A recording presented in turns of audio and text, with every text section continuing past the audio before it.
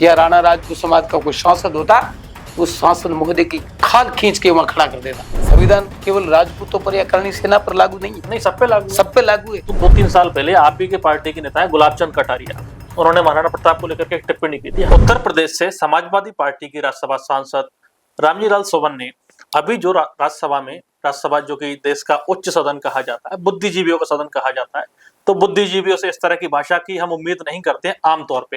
लेकिन रामजी लाल सोवन ने भारत के बहुत बड़े नायकों में से एक महाराणा सांगा संग्राम सिंह, जिनको इतिहास में कहा जाता है, उनको लेकर के जिस तरह की भाषा का इस्तेमाल किया, जिस तरह की टिप्पणी की, वो न केवल राजस्थान के लिए बल्कि पूरे देश के लिए एक बहुत ही शर्मसार करने वाला विषय है। इस विषय पर बात करने के लिए हमारे साथ में मौजूद हैं जैसलमेर की बुलंद आवाज, मूल ओबीसी के नेता, जिला भाजपा मीडिया के पूर्व प्रभारी आशुमलजीत तेजमाल से हम इस बारे में बात करेंगे। इसके इतर भी जो और विषय हैं उन पर भी हम विस्तार से चर्चा करने की कोशिश करेंगे। बहुत बहुत स्वागत है सर आपका पूरी टीम का। जी सर, मूल विषय तो ये है कि जो चल रहा है गतिरोध, कहीं विरोध प्रदर्शन हो रहे हैं, कोई कुछ कह रहा है, कोई कुछ कह रहा है, इस पर आपका क्या मानना है? देखो, अभी जो माननीय सांसद द्वारा, अब देखो हमारे पूर्वजों ने हमें सिखाया है कि जब भी अपन बोलते हैं तो सभ्य भाषा में बोलना चाहिए, जबकि उसके आगे मानने नहीं लगाना भी मेरे हिसाब से बहुत गलत है। कि जो एक सपा पार्टी का जो नेता है, उन्होंने जिस प्रकार से सदन के अंदर बयान दिया, ये बहुत ही, इसकी निंदा जितनी की जाए उतनी कम है। और क्योंकि ये बयान कोई पाकिस्तान में या अफगानिस्तान में नहीं दिया, हिंदुस्तान के अंदर बयान दिया गया, हिंदुस्तान के सबसे पवित्र सदन के अंदर बयान दिया गया। जिस योद्धा ने 100 युद्ध लड़े, आज दिन तक एक युद्ध हारा नहीं, जिन्होंने अपने प्राणों की चिंता ना करते हुए इस देश और देश की प्रजा की चिंता करते हुए जिस महाराणा सांगा ने जो सबसे पुण्य काम किया, उसके बारे में ऐसे शब्द बोलना, ये बहुत ही ओछी मानसिकता है, ओछी राजनीति के। हम इसका कड़े शब्दों में विरोध करते हैं।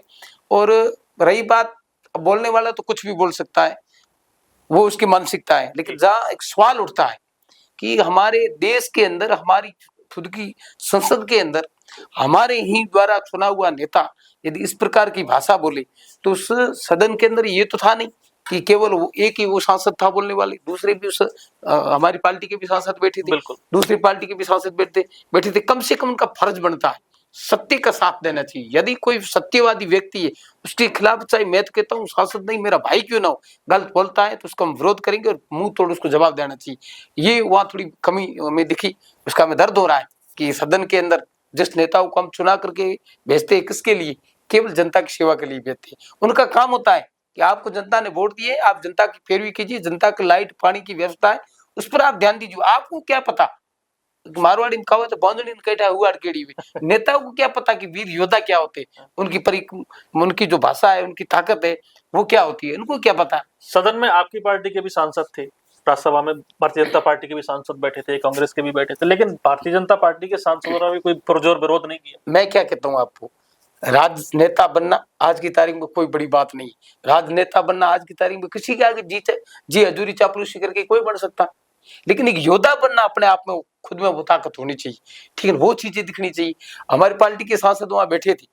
अब मुझे लग रहा है उन सांसदों को ये लगा हुआ कि हम यदि बोल देंगे तो हो सकता है कल पार्टी हमारे खिलाफ कार्रवाई कर दे या कोई दूसरे लोग कर दे। अपनी कुर्सी, अब सबको कुर्सी का मोह है, समाज का या समाज के साथ में क्या घटनाएं घट रही है, देश में क्या घटने उसकी चिंता कम है, हम हमारी कुर्सी को कैसे सुरक्षित रखें उसकी चिंता पहले है, इसलिए वो बोले नहीं।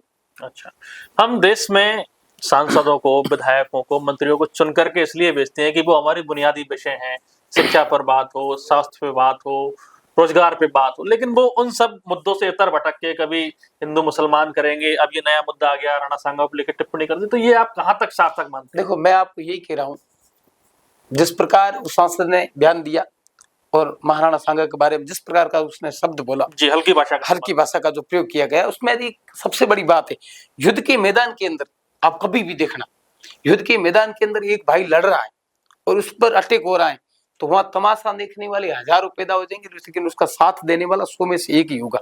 वो कौन होगा? या तो उसके खून का या उसके कुल का होना चाहिए। तो महाराणा सांगा के बारे में जिस प्रकार का शब्द बोला गया, ये दुनिया को पता नहीं कि महाराणा सांगा या महाराणा प्रताप जो मेवाड़ की, उनके साथ में हमेशा असली रूप में साथ देने वाली कौम कौन थी? ठीक है, जैसे मैं आसूराम हूँ, मेरे पिता का नाम जीवनाराम है। जी, जीवनाराम जी क्या है? मेरे पिता हैं। वैसे उसी प्रकार महाराणा प्रताप के सबसे विश्वास पात्र और जो मारवाड़ी के पेट फर्जन जेड़े यदि कोई कामी थी वो दो जातियां थी सबसे। एक तो माझी राणा जिसको भील कहते हैं, जिन्होंने महाराणा प्रताप के युद्ध मैदान में सबसे आगे पत्ती में लड़ने का काम किया, तो उनके पीछे लगा माझी राणा। दूसरे हम थे रावणा राजपूत, जो महाराजा जो महाराणा प्रताप थे, जो राजघराने जन के भी थे, उनके अंदर सेवा करने का हमारा सबसे बड़ा पुण्य का काम था। इसीलिए तो आपको पता है मेवाड़ के राज्य को बचाने वाली कौन थी? ठीक है, हाँ, राणा राजपूत तो राजपूत, हम कोई अलग नहीं, एक परिवार के सदस्य है। दूध को पानी से अलग किया जा सकता है, लेकिन कभी खून को खून से अलग नहीं किया सकता। हमारा रिश्ता खून से है।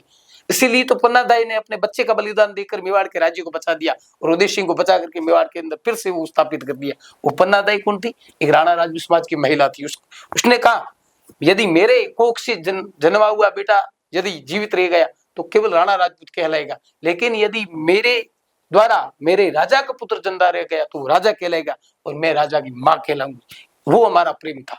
इसलिए मैं आपको दावे के साथ में कह सकता हूं कि उस सदन के अंदर यदि एक भील समाज का सांसद होता या राणा राजपूत समाज का कोई सांसद होता तो उस सांसद महोदय की खाल खींच के वहां खड़ा कर देता कि तुम्हारी औकात कैसे हुई जो हमारे वंशज या हमारे मालिक को तूने ऐसा बोल दिया।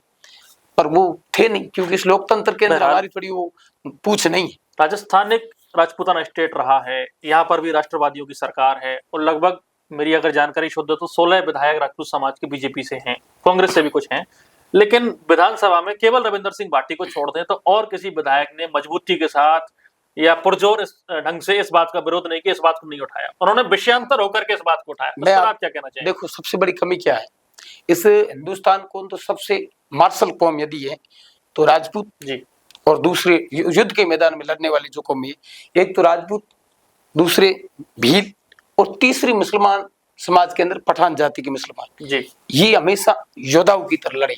ठीक है, लेकिन आज की जो लोकतंत्र के अंदर हमारी जो दिनों दिन जो क्षति हो रही है, राजपूत समाज की भी हो रही है, दूसरी जाति, हम क्या वक्त पे अपने आदमी अपने आंखों के सामने अपने समाज के व्यक्ति की हत्या हो रही है, हम चुप बैठ जाते हैं। इसी का परिणाम है कि हम दिनों दिन डाउन हो रहे हैं राजस्थान के अंदर। अब रविंद्र सिंह भाटी साहब ने विधानसभा के अंदर राणा संघ को लेकर के जो मुद्दा उठाया, उसके अंदर उन्होंने एक नहीं 10 बार रविंद्र सिंह जी ने बड़ी ताकत के साथ मजबूती से कहा भैया आपने किसकी औकात हुई जो हमारे मतलब समाज के या हमारे जो महापुरुष के बारे में ऐसे शब्द बोले, लेकिन उसको विधानसभा के स्पीकर महोदय ने एक नहीं 10 बार टोकने की कोशिश की। वहां मुझे बड़ी दुख के साथ में कहना पड़ता है, वहां 20 से 22 राजपूत समाज के विधायक वहां बैठे थे। किसी ने खड़ा होकर के ये नहीं कहा साहब पार्टी की जगह है, समाज पहले। यदि हमारे आंखों के सामने यदि समाज के किसी व्यक्ति के साथ में ऐसा व्यवहार होगा तो ऐसी पार्टी को और ऐसी सत्ता को चिमटे से बिछोड़ना पसंद नहीं करते, जो अटल बिहारी वाजपेयी ने सदन के अंदर कहा था। वैसा हुआ नहीं। अब जब रविंद्र सिंह जी बाहर आए तब कहा यार तूने यार बहुत बढ़िया कहा, हम तो तेरे साथ हैं। अब साहब बाहर रोने से मौके पे जब साथ लगना था जब लगे नहीं, बस वो होना चाहिए। उसका मैं एक राजस्थान के अंदर आपको छोटा सा उदाहरण देता हूँ। हमारे इस राजस्थान के नहीं बस हिंदुस्तान के सबसे सिरमौर नरेंद्र मोदी से भी मजबूत जिस व्यक्ति का नाम था हिंदुस्तान, और जिसको पूरा विश्व हिंदू मुस्लिम ईसाई सिख सबसे लोकप्रिय यदि नेता के रूप में किसी का पहचान थी, वो मालानी के सपूत स्वर्गीय श्री जसवंत सिंह जसवाल थे। ठीक है, रक्षा मंत्री भी रहे अटल जी की सरकार। हाँ, जब जसवंत सिंह जी को पार्टी से हटाया गया, उनकी टिकट काटी गई, उस समय हमारे राजस्थान के अंदर एक नहीं 29 विधायक राजपूत थे। कितने? 29। उनमें से मानवेंद्र सिंह जी भी साथ थे, लेकिन सबको अपनी अपनी कुर्सी बचाने का मोह था। चुप रहने का मैं आपको परिणाम बता रहा हूँ। जसवंत सिंह जी के समय एक भी राजपूत विधायक खड़ा होकर ये नहीं कहा पार्टी को कि साहब जसवंत सिंह जी हमारे आदरणीय, वो प्राणों से प्यारे, इस पार्टी के हनुमान कहे जाने वाले। यदि जसवंत सिंह जी को पार्टी यदि किनारे करती है, उनको टिकट से अलग करती है, 29 के 29 विधायक हम इस्तीफा देने के लिए तैयार है, तो जसवंत सिंह के लिए 200 नहीं 1000 दूसरे विधायक उनके लिए तैयार थी, दूसरी कौमें उनके लिए तैयार थी। सब चुप रहे। उसी का परिणाम है जसवंत सिंह को हटाया। अब देखो हमारे जो पतन हुआ, जसवंत सिंह को हटाया, उसके बाद में पार्टी ने 3 राजपूत सीएम हटा दिए, शिवराज सिंह, रमन सिंह और वसुंधरा जी। तीनों ये राजपूत समाज से थी।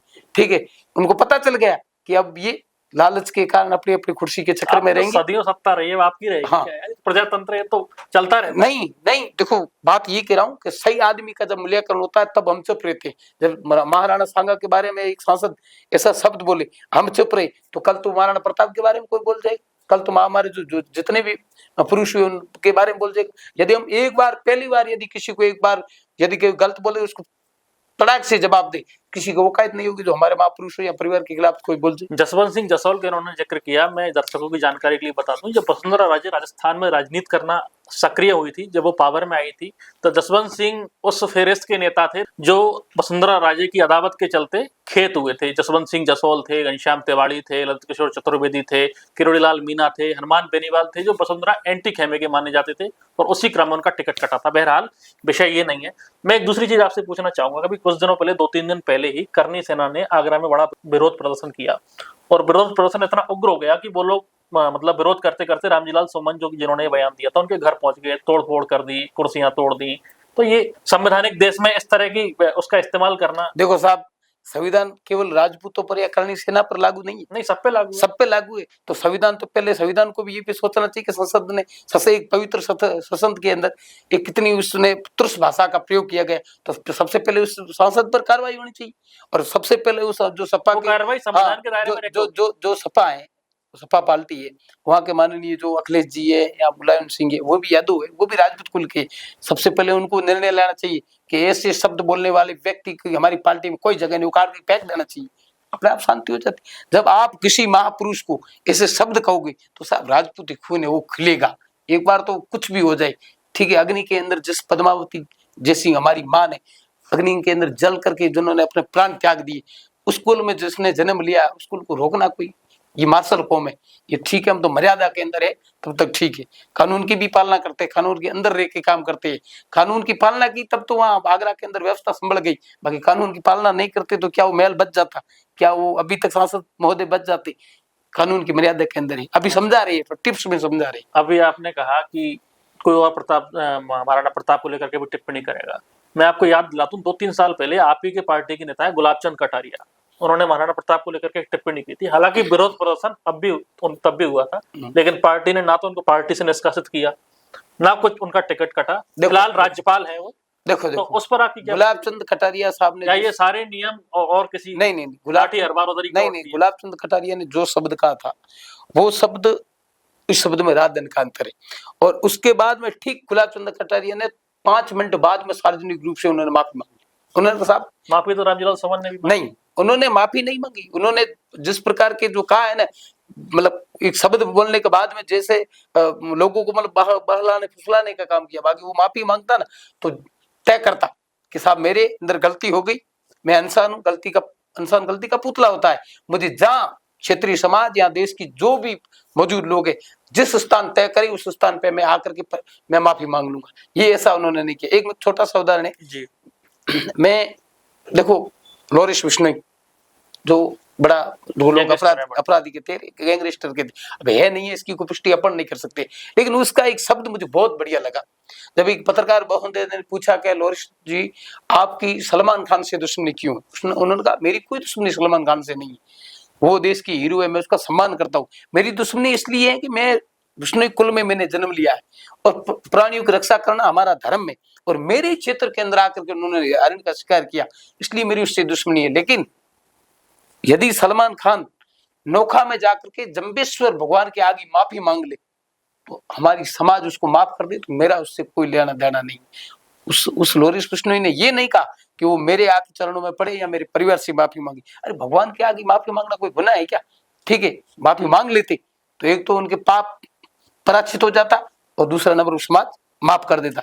अब सरकार को ये सलाह देनी चाहिए उस एक्टर को कि उन्होंने कहा है हम आपको सुरक्षा देते हैं, आप चलिए और भगवान से माफी मांगिए। भगवान के आगे तो कोई बड़ा नहीं है, ठीक है, लेकिन सरकार उसको सलाह के बगैर सुरक्षा दे रही। वही काम तो ये सपा पार्टी कर रही है। तो कुछ इस तरह की मांग आप भी रखते हैं कि रामजीलाल सोमन सलाह जगह पे हमारे समाज के मंदिर पे बिल्कुल हमारी मांग, सार्वजनिक रूप से माफी, बिल्कुल हमारी मांग है कि हमारी जो करणी सेना है वो सेना हमारी सर्वोपरि सेना है, और क्षेत्रीय कुल के अंदर जन्म लेने वाले जो राजपूत समाज, आपको पता है कि इतिहास है, आज दिन तक राजपूत की शरण में आया है, उसको कभी राजपूत ने मारा नहीं है। और लड़ाई लड़ी है तो आमने सामने लड़ी, कभी पीठ पे वार नहीं किया है। हम पीठ पे वार करने वाले लोग नहीं, हम यही कहते हैं कि वो सार्वजनिक रूप से जहां समाज तय करे, जहां कुल तय करे, जहां देश तय करे, वो माफी मांग ले। बात इतनी सी है। हाँ, इतनी सी बात खत्म हो जाएगी। और उसके बाद में जो निर्णय होगा देखा जाएगा। अब छुप कर कितने दिन आप घूमते रहोगे, कितने आखिर में आप राजनेता हो, घर से तो बाहर निकलना ही पड़ेगा, जनता पब्लिक के बीच में जाओगे तभी नेता कहलाओगे। ये तो है नहीं कि सपा ने एक बार आपको राज्यसभा बना दिया, अब सपा पार्टी को कितना नुकसान हो रहा है वो अपने आप में देख रहे हैं।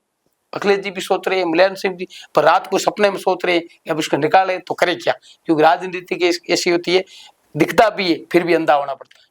ये थे हमारे साथ में आंसू रामजी तेजमाल, जो बड़ी मुखरता के साथ अपनी बात रखने के लिए जाने जाते हैं। जैसलमेर के और भी बहुत सारे विषयों पर ये अपनी बात मजबूती से रखते आए हैं और हम लगातार इनके बीच में बने रहेंगे। बहरहाल इस विषय पर आपका क्या सोचना है कि रामजी लाल सुमन की क्या प्रतिक्रिया, या समाजवादी पार्टी के अखिलेश यादव जो मुखिया उनकी क्या प्रतिक्रिया रहनी चाहिए, आप हमें कमेंट बॉक्स में लिख करके बताएं। और इस तरह की और रोचक खबरों के लिए हमारे साथ में बने रहिए। आप देख रहे हैं दावावाल, मैं आपका होस्ट आदित्य कौशिक। अभी तक के लिए शुक्रिया।